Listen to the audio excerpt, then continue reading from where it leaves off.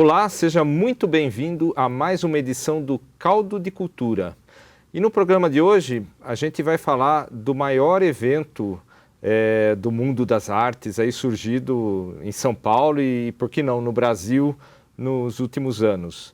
A feira SP Arte, que está abrindo hoje para convidados e vai de amanhã, quinta-feira, até domingo, aberta aí para o público.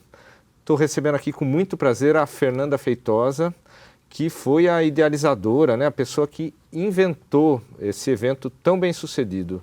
Tudo bem com você, Fernanda? Tudo bem, Marcelo. Obrigada, muito obrigada por essa oportunidade de estar aqui estreando, a primeira vez que eu faço. Muito legal. Então, eu queria começar te perguntando da feira desse ano, né?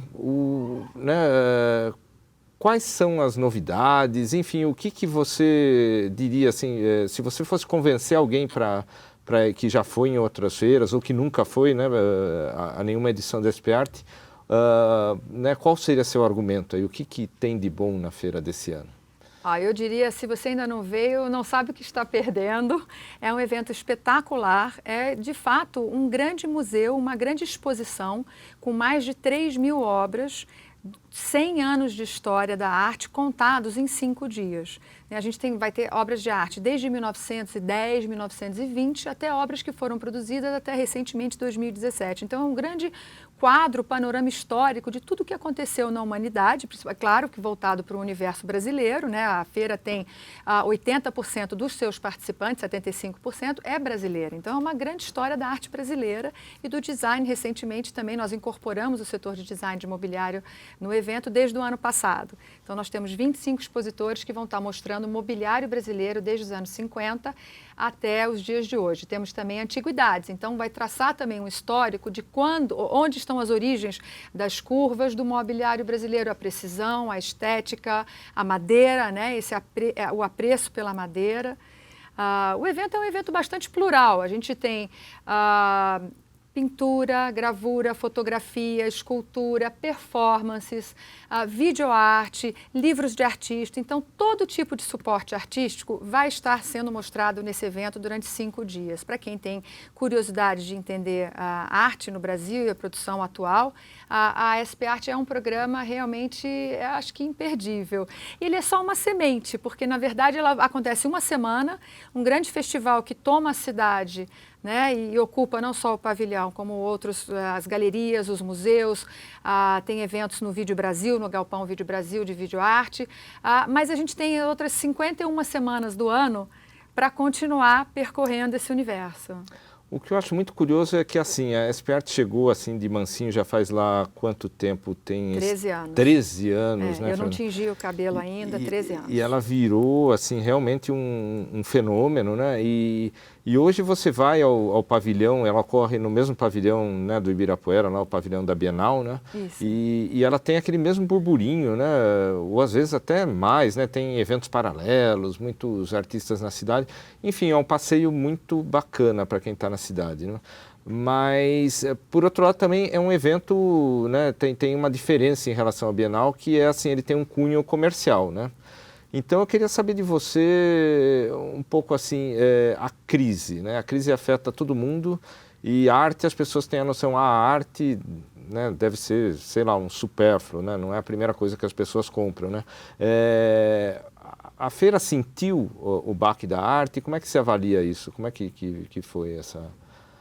Olha, a crise afeta todos nós, né, e não deixa de afetar o mercado de arte também. Ele não é imune, né, às flutuações e às alterações do mercado, com relação ao contexto econômico ou político. Uma crise, especialmente uma crise tão aguda como essa que a gente está vivendo, né, que é uma crise política, uma crise econômica, uma crise até mesmo emocional, né, e social, convulsões, né, e abala a gente no dia a dia. O mercado não passa ileso com relação a isso. Então, a gente sofreu, de fato, no ano passado, uma pequena retração em alguns sentidos, né? Acho que uma primeira coisa foi, uma vez oficializada essa crise no Brasil e ela instalada, no mercado internacional, num cenário internacional, as galerias internacionais se assustaram e retraíram um pouco. Então, algumas deixaram de vir ao evento. Então, nós deixamos de ter um pico, né, de 50 galerias internacionais, temos agora 38 desde o ano passado,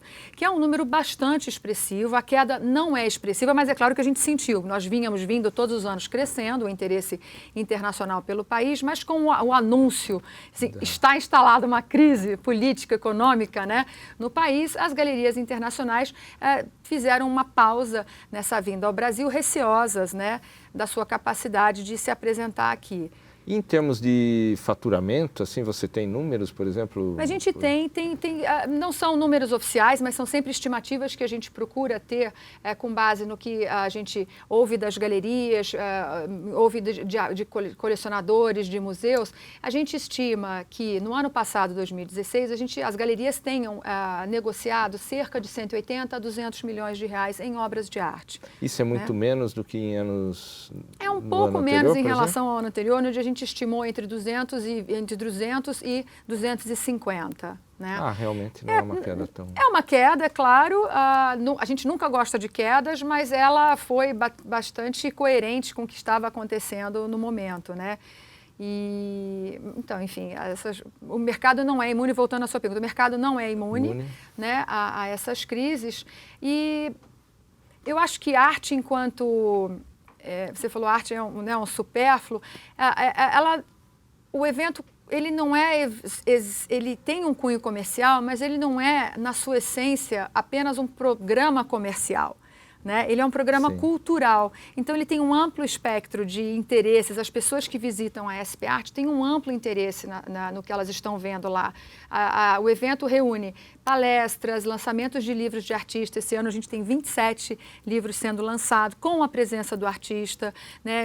Alguns desses lançamentos a gente tem palestras com o artista antes do lançamento. Então é um encontro e um contato que ele é muito bacana, é muito emocionante participar de tudo isso ali ao vivo, né? É quase como um chamado a nós como cidadãos para a gente entender e participar do que acontece ao nosso redor em termos de produção cultural. É como você ir num festival de cinema, como você ir no festival, se dar conta que está acontecendo no festival de cinema e você estar lá presenciando e prestigiando, né? Um festival de literatura, um festival de arte, tem essa mesma dinâmica com relação à população. Então, quanto mais você engajar a população, melhor é essa sensação de pertencimento que o cidadão tem. E deve ter uma coisa também que, enfim, o motor do colecionador, às vezes, não, né, ele está acima de crises, né, porque ele tem um desejo ali de ter uma obra que não é uma crise que vai barrá-lo, né? É isso mesmo? Tem a ver de fato, isso? Nem sempre é uma crise que vai barrá-lo. A arte tem um elemento que é a paixão, né? E a identificação da pessoa que gosta de arte com o trabalho que algum artista fez. Então, porque você imagina que o artista está refletindo sobre os problemas do nosso tempo agora. Então, às vezes, o que o artista, como ele se expressou e como ele resolveu alguma questão, como ele se coincide com o posicionamento pessoal, né, da pessoa, né, daquele que aprecia a arte. E aí a pessoa se rende e adquire o trabalho, leva consigo para casa. E assim, olha, esse é um retrato do que eu penso, do que eu vivia nessa época. Né? Tem muitos colecionadores, por exemplo, que colecionavam arte dos anos 60, quando o Brasil, dos anos 60, 70, quando o Brasil estava prometendo essa potência, esse futuro, né, o país do futuro. A arte expressava muito ela expressava duas coisas, esse desejo que o Brasil seja um grande país do futuro e também, ao mesmo tempo, as dicotomias que a gente vivia, que era a ditadura, a censura, etc. Então, as pessoas que compartilharam daquele momento ou que olham esse momento como um momento histórico no Brasil, têm trabalhos de arte que a gente chama de arte pop. É uma identificação. Muito, muito bacana. Tem mais uma coisa assim, a crise é uma questão pontual, claro, né? Enfim, já passamos por muitas, né? Mas além dela, a gente tem uma coisa que sempre se fala aí, que não só no Brasil, mas no mundo, né? Desse boom da arte da última década aí, muita gente que desconfiava que poderia ser uma bolha isso. Qual a sua visão sobre isso aí? Há ou não uma bolha? Ela vai estourar? Já estourou? É uma lenda? O que você diria?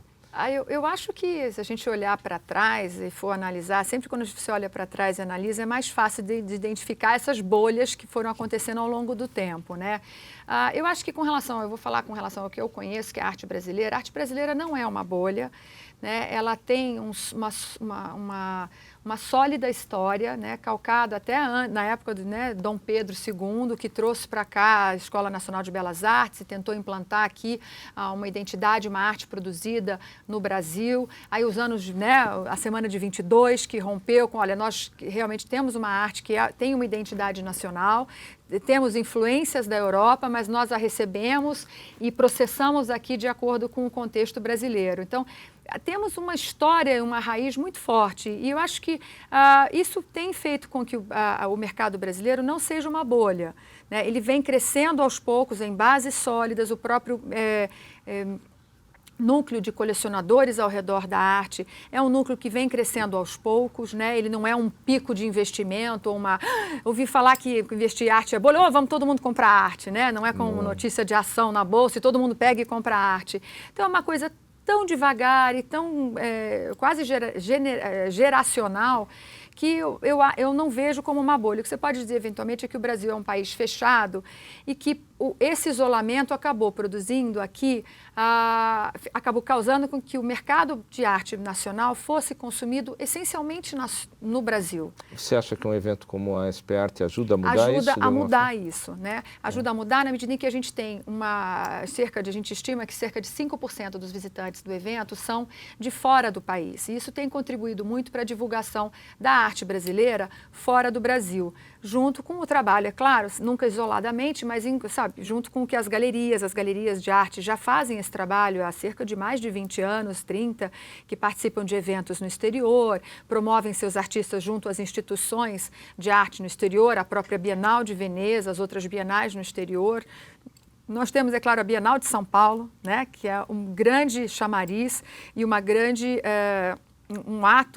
um evento no Brasil que ajuda a trazer à tona a arte brasileira produzida aqui e, claro, mostrar a arte internacional para o brasileiro, né?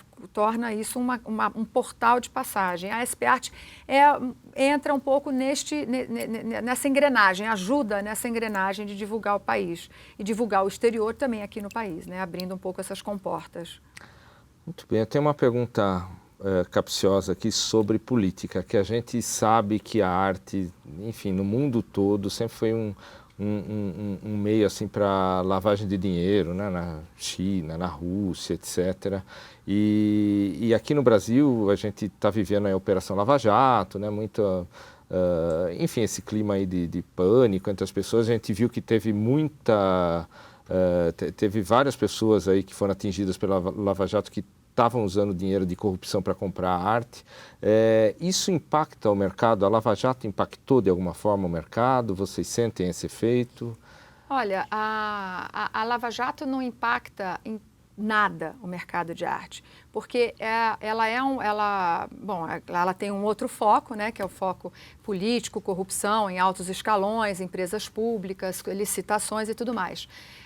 As pessoas que se beneficiaram, né, dos recursos desviados, várias pessoas que a gente vê nos jornais todos os dias, abre o jornal, ou liga a televisão, né, a própria Veja nos traz isso semanalmente e tem sido fundamental, um instrumento fundamental para, né, trazer isso à tona.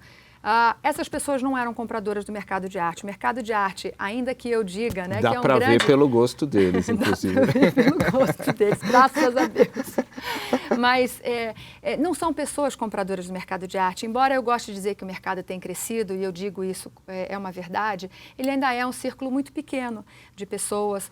São pessoas que praticamente se conhecem, as galerias de arte que trabalham profissionalmente, né, essas que, enfim, estão ao nosso redor, esse mercado que está na SP Arte, que está em feiras internacionais, que representa artistas perante museus internacionais e museus brasileiros, é um mercado extremamente profissional, já bastante profissionalizado. Então, a Lava Jato, e medidas que recentemente o IPHAN publicou para que, convidando as galerias, ou compartilhando com as galerias a responsabilidade de monitorar, né, o uso do mercado de arte como um artifício por políticos ou por pessoas que recebem dinheiro ilegal ou fruto de propina, ele foi muito bem recebido pelo mercado de arte. As galerias com as quais nós trabalhamos, né, elas já têm mecanismos de conhecimento dos seus clientes, e aquelas que não os têm capacidade de implementá-los de forma organizada, né? Então, isso não afeta em nada. E eu acho que tem uma coisa muito interessante, que eu acho que o telespectador, o ouvinte, né, tem que ter uma dimensão disso. Quando a gente olha esses números da Lava Jato, e vocês publicam o tempo todo, nós estamos aí somando quase mais de 10 bilhões. Nessa escala, né? Então, só uma empresa sozinha, vocês apuraram que movimentou 3,9 bilhões de dólares, né? Dá 10, 12 bilhões de reais. O mercado nacional de arte movimenta R$500 milhão. Perdão. R$500 bilhão. R$500 bilhão, isso. Também não é tão pequenininho assim. Não. 500 milhões de reais. Tá. Não cabe. Não dá para lavar. É muito baixo. É muito dinheiro para lavar dentro de um mercado que negocia muito pouco. Ele é assim, muito pouco comparado ao que está sendo lavado. Então, ele não comporta essa lavagem. E uma curiosidade dentro disso, esses 500 milhões em relação ao mercado de arte mundial é uma coisa muito ínfima, é representativa, é pouco ainda? Ele é muito pouco representativo, né? O mercado de arte movimenta hoje 52 bilhões de dólares. No mundo todo? No mundo todo. Então, isso multiplica por 3, né? 150 bilhões de reais. Para converter em reais. Para converter em reais, né? Então, 50 bilhões de dólares. A gente movimenta 500 milhões. De reais. De reais. Realmente estamos ainda muito abaixo. Muito abaixo. Então, no mundo todo, o mercado está todo centralizado entre Europa e Estados Unidos, né, o mercado de arte. E eles nem chegam a estimar quanto que o Brasil representaria nesse orçamento internacional ou mundial. Eles dizem apenas que o resto do mundo corresponde a 2%. Né? Então, o resto do mundo está ali, Oceania, África e Brasil, né? e América do Sul. Então, é muito pequeno. A gente tem crescido ano a ano, tem crescido o volume de artistas em destaque no Brasil, em destaque no exterior, presentes nas instituições no exterior, mas ainda é um universo bastante menor, né, se comparado aos grandes centros do mercado de arte. E vamos falar um pouco de tendência, né, enfim, que você percebe aí nesse ano ou em relação ao ano anterior. Enfim, as pessoas estão comprando, tem um foco maior, assim, um tipo de arte de algum período, de alguma nacionalidade, ou por exemplo, um suporte, por exemplo, compra-se mais pintura do que escultura. O que você percebe, assim, como um panorama geral aí? Quando a gente está ao mesmo tempo, né, a gente está vivendo ao mesmo tempo em que essas, vamos chamar de tendências, estão se manifestando, é um pouco difícil de você identificar. É sempre mais fácil quando você olha da frente para trás, né? Eu acho que, começando pela mais fácil, pintura talvez seja um suporte bastante mais difundido, porque ela é vista como uma arte um pouco mais, enfim, a pintura é a mãe, né, das artes, né, dos suportes. Mas hoje em dia, eu acho que todo mundo compra, as pessoas compram o que gostam. Então, você vai encontrar pessoas que gostam de documentação, né? Então, compra arte documental, né? As documentações dos processos, das performances, dos registros, das trocas de correspondência entre artistas de uma determinada época. É mesmo? Existe um mercado para isso. Da videoarte, né? Então, tem colecionadores que se dedicam a comprar videoarte, tem colecionadores de fotografia, aí você tem colecionadores temáticos, então você vai filtrando, assim, olha, dentro da pintura, pessoas que gostam de comprar pintura figurativa, então pintura que tem só pessoas, né? Paisagem, eu já conheci pessoas que gostam de comprar obras que se refiram a mapas, né? Mapeamentos, né? Abstratos ou mais figurativos. Então, enfim, acho que tem tanta gente comprando no mundo todo que tem várias tendências acontecendo ao mesmo tempo. Eu não sei se eu consegui dar uma resposta muito plausível, conseguiu. Mas tem várias tendências acontecendo ao mesmo tempo. Eu acho que quando a gente chegar mais para frente, talvez a gente identifique entre estas tendências algumas mais expressivas que outras, e até venham a nomeá-las como um movimento em si, como teve o surrealismo, né? Como teve o dadaísmo, como teve o pop art, como teve o abstracionismo, aí depois o pós-abstrato, o concreto e tal. Acho que hoje a gente, eu tenho pessoalmente um pouco mais de dificuldade de estabelecer essa tendência. Eu li uma coisa a respeito da SP Art de alguém que comprou, eu fiquei muito curioso de saber como que é isso, alguém que comprou uma performance. Como é que você compra uma performance? Isso é muito interessante. São colecionadores muito especiais. Eu tenho um amigo, por exemplo, que comprou uma performance que não existe. Como assim? Ela não existe, não sei, é uma documentação, é uma coisa que não pode mais ser feita, ele tem a posse de alguma coisa que inclusive ele não pode abrir. Enfim, não pode abrir? Não pode abrir, Meu Deus. Mas essa eu acho que é uma especial. Mas acho que as performances elas têm algumas particularidades. Tem performances que somente o artista pode executá-las, tem performances que você tem uma orientação de como executá-las precisamente. Por exemplo, há 2 anos atrás, nós realizamos na SP Art a performance do James Lee Byers. Eram 2 pessoas que ficavam muitas horas sentadas uma de frente para a outra, vestindo um mesmo chapéu, vestindo uma mesma roupa, né? Em comunhão total ali de respiração, né? Era com 2 seres juntos, né? Uma simbiose ali de 2 pessoas unidas numa só por uma roupa. Mas estava à venda ou era só para apreciação do público? Não estava à venda, na verdade era para apreciação do público, mas eu imagino que se fosse ser vendida, você vem com no caso, como talvez uma grande maioria, você tem uma descrição de como realizá-la. É uma fórmula, uma receita. É uma receita, uma receita de bolo. Qual é o tecido que você deve fazer, eventualmente se houver alguma coisa mais específica ou mais exótica, olha, o tecido deve ser feito neste alfaiate ou neste local, neste país, né? Pode ser que tenha a altura das pessoas ou não, né? Então, você tem uma descrição de como realizar aquele trabalho.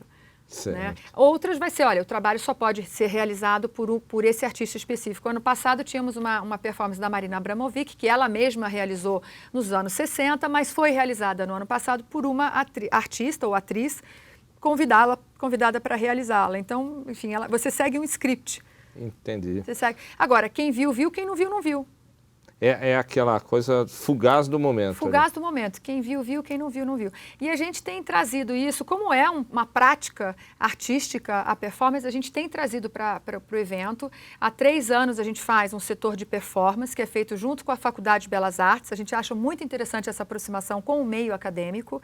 Né? Então, essa performance do James Lee Byers foi feita por 2 alunos da Belas Artes, né? Que foram treinados pela professora da Belas Artes. Então, a gente achou isso uma experiência muito viva então, nós escolhemos 10, a gente seleciona entre 7, 5 a 10 alunos, ou na época foram primeiro com alunos da Belas Artes, hoje em dia, junto com a Belas Artes, a gente faz um edital público e são realizadas essas performances ao longo do evento. Então, o visitante que está passando, ele vê, viu, não viu, tem um horário, né? Tem um horário, tem um local e você pode ver. E esse ano nós vamos ter mais 8 performances sendo realizadas no pavilhão. E eu estou curiosa para ver como serão. Eu acho que vão impactar bastante.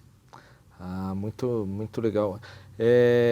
Tem uma questão aqui que é a seguinte, nem todo mundo sabe que você, enfim, na realidade você forma um casal muito conhecido aí do mundo das artes, você é casada com o Heitor Martins, que é a pessoa que enfim, o executivo aí do mercado financeiro que foi responsável aí por resgatar a Bienal de Artes de São Paulo do Limbo e hoje está à frente do MASP, né? Como é que vocês foram picados por essa coisa de arte, assim? Como é que surgiu isso na vida do casal, hein? Olha, eu acho que surgiu aos pouquinhos. Às vezes a gente tenta voltar para trás e nunca imaginamos que chegaria nesse ponto. Não era meu projeto inicial profissional. Eu sou advogada de formação, me formei no Largo São Francisco, eu sou advogada. Você é do Rio de Janeiro? Sou do Rio de Janeiro, vim para cá muito pequena, com 11 anos, então eu cresci em São Paulo. prestei direito, fiz direito, trabalhei como advogada no fórum, tributarista, familiar, depois eu fiz um mestrado em Direito Internacional Bancário, fui trabalhar, migrei para bancos, então trabalhei no JP Morgan, trabalhei no Banco Multiplique, e depois, por uma questão da vida, acabei mudando do país, fui morar, meu marido foi transferido para ser o diretor do escritório da McKinsey, ele é sócio de uma grande consultora de gestão, de estratégia, que é a McKinsey, e fomos morar na Argentina.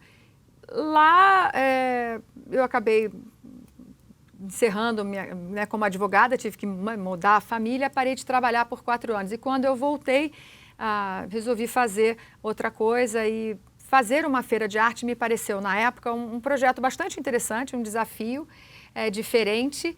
E nós gostávamos de arte como um hobby, como algo que nos atraía, que nos unia como um casal, né? Em vez da gente, a gente corria junto também, mas em vez da gente fazer paraquedismo, vinhos, etc., a gente resolveu mergulhar um pouco no universo das artes, porque meus tios são pintores, eu convivi com pintores a minha vida toda, eu me lembro de pequena, sentada no ateliê do meu tio, Roberto Feitosa, ele pintando e eu copiando as pinturas dos amigos dele, tentando fazer uns trabalhos de arte para a escolinha ali, inspirada nos trabalhos dele. Então eu vivi com artistas, conheci de perto essa realidade do profissional, artista profissional, né, do profissional que é um artista, do artista que é um profissional, e como viver da sua profissão, né? E achei que fazer uma feira de arte ia ajudar muito a fazer crescer esse mercado de arte no Brasil, aproximá-lo e dar a minha contribuição a esse segmento. Na época já era uma coisa que parecia uma grande ideia ou era parecia trabalho... uma grande ideia. Parecia algo que eu pudesse fazer. Eu gosto de pessoas, eu gosto de ter pessoas ao meu redor, eu gosto de fazer eventos, eu gosto de trabalhar inclusive nos bastidores, né? O tipo de direito que eu escolhi é um direito que é de bastidor, né? De estar por trás e tentar fazer as coisas acontecerem, os negócios, os contratos, né, acontecerem. Então me pareceu que casava com o meu jeito de ser. Mas você imaginava que poderia se tornar algo tão grande assim? Era um mercado tão promissor já ou não? Não, era um mercado que na época a gente sentou e meu marido, claro, como um consultor, a gente sentou e fez um business plan, o famoso business plan. Tem um business plan. Tinha um business plan, não, tem que ter um business plan. E parecia que, eu cheguei à conclusão que era um momento talvez ideal para a gente construir algo diferente, né? Nós tínhamos em 2004 um mercado brasileiro muito fértil, a produção local, fértil no sentido de que a produção local brasileira, a produção de arte no Brasil, de extrema qualidade, né, como eu falei no início, na história, né, desde o século XX, início do século XX, pelo menos, só para pegar uma coisa mais próxima, semana de 22, produz arte de excelente qualidade, né, que agora, inclusive, passa a ser reconhecida no mundo internacional, no mercado internacional. Tínhamos um conjunto já de galerias bastante profissionais, profissionais no sentido de galerias com seus websites, né, naquela época começando, olha, eu tenho um website, galerias que trabalham seus artistas profissionalmente, galerias que viajam o ano todo, divulgando seus artistas nas feiras internacionais, nos festivais internacionais de arte, nos museus internacionais, então levam seus artistas para a Tate, para a curadora da Tate conhecer, a curadora do MoMA conhecer e assim divulgar o trabalho artístico brasileiro no exterior, então profissionais nesse sentido. E é claro também, eu ali há 15 anos atrás, 13 anos atrás, acreditava que como eu naquela época, naquela idade, tinha um monte de gente que gostaria muito de ver um evento de arte contemporânea, ou seja, arte sendo produzida no nosso tempo, com a qual nós nos identificamos como jovens, né? Ver também um evento que reunisse a arte histórica brasileira. Está certo que nós não vamos atrás para o século XIX, o que a gente chama de arte acadêmica, mas arte moderna. Tem muita coisa de modernismo. Tem muita coisa de modernismo brasileiro, que é a semente do que a gente vê hoje, né? Tarsila, Volpes, Pansetti, Portinari, para a gente citar alguns, Bandeira, Brecheret, tem tantos, Segal, tantas heranças que a gente tem. Então eu achava que tudo isso reunido não pode dar errado. Não pode dar errado. A gente tem galerias profissionais, nós temos artistas maravilhosos e temos um público com potencial de se tornar apreciador de arte ou comprador de arte que dá igual. Porque não é um evento somente comercial. É claro que ele tem um cunho comercial, mas a partir do momento que você leva 3 mil trabalhos de arte, não dá para imaginar que você vai vender os 3 mil. Você vende uma parte desses trabalhos, mas o outro trabalho que você está fazendo é formação de público. Sim, e simplesmente visitar a feira já é visitar ótimo, a feira né? já é uma educação visual, cultural. Aquilo que a gente, quando vai para o exterior e volta falando, ai, como no exterior é bacana, nos museus tem criancinha, aqui também tem. Aqui também tem e pode ter, a gente só não repara, né? Sim. A gente só não repara. E então eu vi a oportunidade de fazer aqui este movimento, esse movimento virtuoso para o mercado de arte. E a gente teve uma resposta simultânea a isso, né? Estamos há 13 anos, claro que a gente nunca descansa. É sempre um desafio fazer um evento que é voltado para o público, as cobranças são grandes, o nosso desejo de fazer algo sempre inovador é grande, sempre acompanhando ali a pulsação. É como se a SP Art é quase que você tomar uma tomada de pulso do mercado de arte e da arte. Você vê como está. Você talvez veja as crises, então você vê as quedas, você talvez veja os sentimentos de esperança ou de as coisas vão melhorar. Talvez você veja isso na SP Art. Muito provavelmente, se a gente sentir isso, você vai ver isso na SP Art. Nossa, tomara esse momento de virada, todos tomara. torcendo. A gente trabalha para isso o ano todo. E os artistas trabalham para isso o ano todo. Acho que a prova disso é que a gente tem 27 livros de artistas sendo lançados no evento, né? É um recorde. Nunca tivemos tantos livros sendo lançados. Olha só. Né? Não são biografias apenas, são livros artísticos do artista, né? Um trabalho, um objeto que o artista se dedicou a fazer. Temos um número recorde de galerias brasileiras, né, participando do evento. Temos um número absolutamente estável de galerias estrangeiras, ou seja, o mercado brasileiro, apesar dos sinais claros que estamos emitindo, é claro, todos os dias nos jornais no exterior, de que estamos com uma crise instaurada no Brasil, tivemos queda de PIB, estamos tendo uma lava-jato em curso, políticos e empresários presos e acusados. O mercado internacional não percebeu isso como um sinal de incêndio e deixou de vir ao Brasil. Então, nós temos as mesmas galerias que vieram no ano passado, estão vindo esse ano. Quer dizer, o Brasil não era um modismo, a arte brasileira, enfim, o mercado... Não é um modismo e o colecionador brasileiro não é um colecionador excepcional, assim, surgiu, mas aí acabou a moda, ele não é mais. Ele é um colecionador brasileiro, é uma pessoa... Essa coisa volúvel, não é essa coisa volúvel, hora tem, hora não tem, então ele não compra, então eu não vou. Tem vindo, então esse é uma das grandes... reconhecimentos da SP Art, não só aqui no Brasil, mas no exterior, que é o maior evento no Hemisfério Sul. A SP Art se transformou, é reconhecida por estudos internacionais entre os maiores eventos de arte no mundo, entre os 40 melhores e maiores, mais relevantes, na verdade, eventos de arte no mundo. É o único do Hemisfério Sul. São Paulo é a única cidade no Hemisfério Sul citada no estudo. Então, isso é muito importante. Bem. Fernanda, muito bem. Enfim, desejo toda a sorte do mundo, torcida nossa para mais uma vez ser um sucesso. E eu te agradeço por essa entrevista, nosso tempo está bastante...